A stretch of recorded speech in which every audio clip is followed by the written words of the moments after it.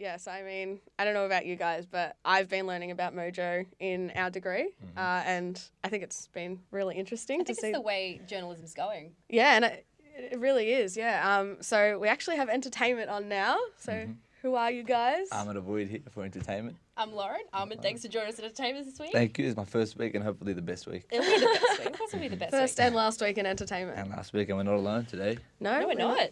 We have Leanne Campbell, obviously here, an actor and producer. Just a few questions, Leanne, if you don't mind. Could you just tell us about yourself and your passions and what got you to do what you're doing right now? Okay, so I obviously mature age, so I'm over the age of 40, and I got into the industry in 2009. I basically had a friend who went and did extra work and went, oh, if she can do it, I can do it. And got involved in that, and then just fell in love with the whole process and have taught myself all sides of being in front of and behind the camera, and have just moved on making my own films, run a film festival now as well. Wow, that's awesome. You're running your own film festival. So what are some of the highs and lows you've had in the roles that you've done?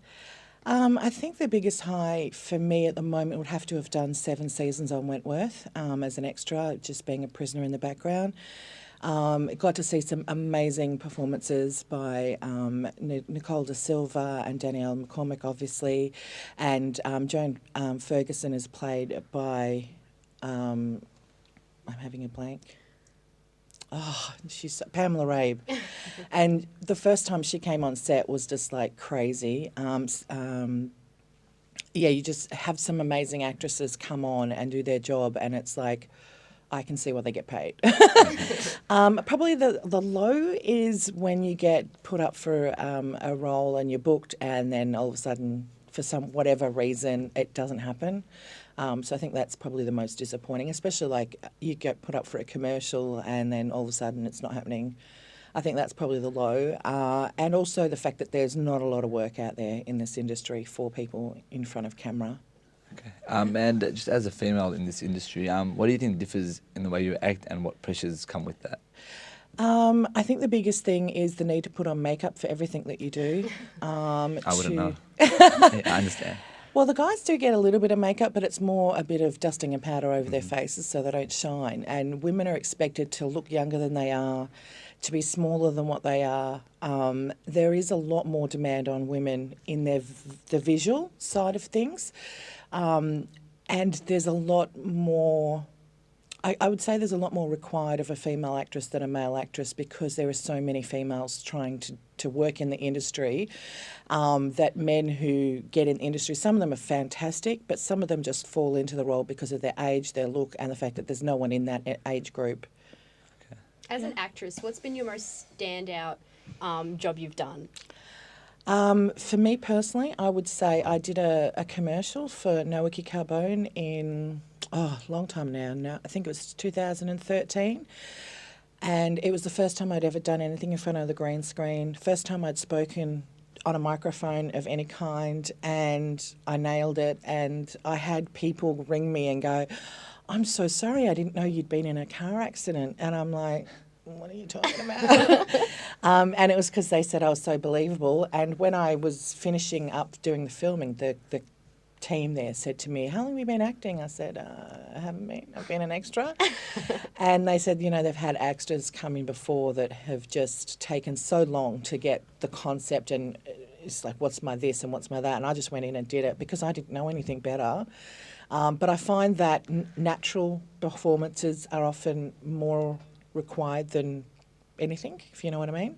So how long would you say you've been doing it now, since that first commercial? Yeah, since 2009. 2009. And how long do you think you'll be going on for? It's something you enjoy? Because it's become my passion, I'll do it for the rest of my life. I've started writing now, so I wrote a short film, I directed it, I produced it, it's been out, it's just finished in the film festival circuit. I've just written my first feature film, so I've already cast most of the cast and some of the crew, and it's just trying to work through to get the money, because because a feature film takes a lot longer to film, it costs a lot more. Even if you've got people that are going, yeah, I'll do it for free, you've still got to feed them, you've still got to have permits and things to film.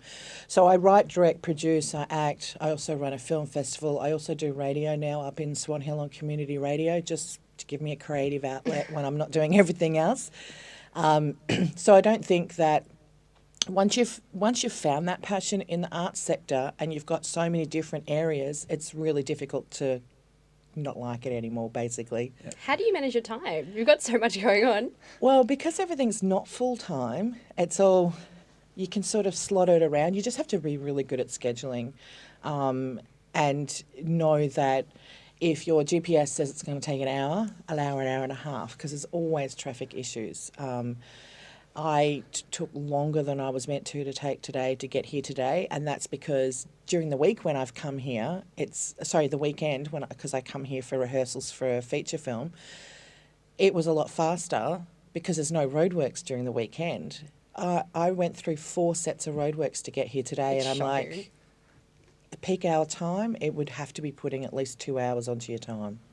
Yeah, but I mean, like as Lauren said, you've got so much going on, and you said you've done a short film. So where can people find that so that people can still have a look at what work you're doing while Wentworth isn't on TV, because obviously it's not on all the time. Yeah, so the short film has just finished the film festival circuit, so it will be going up online soon on on my website, which is Passion Media Productions.